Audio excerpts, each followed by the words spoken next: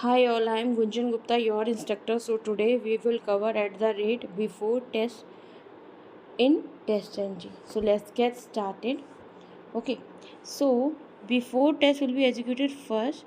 Before any test belong to that folder will execute. Okay, so let's get started. Just switch to the code. Like one class is created IT department, and this is before test. Okay, it will be executed first, then this normal test, this is a normal test, and this is also a normal. Then HR is there. Okay, so three different tests are there. Now we have created one IT department, give the class, and then again we have a test name HR department, and we have given the link. So what will execute first? That one.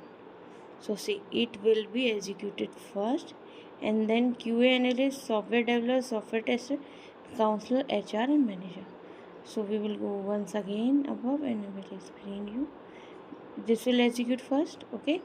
Then software developer, software tester and QA, and then manager, HR, counselor. Okay? So see, QA, software developer, software tester, only this one will execute first. This is the main concept of before test. Okay,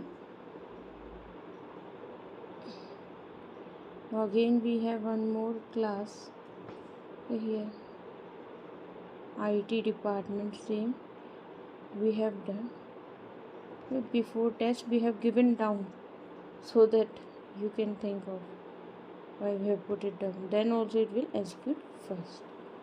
Okay, so wherever you will write before test, it will execute first. Okay, so if you have any doubts, please comment, and thank you for watching my video. Please subscribe my channel and do like my video, do share. Thank you. Bye bye.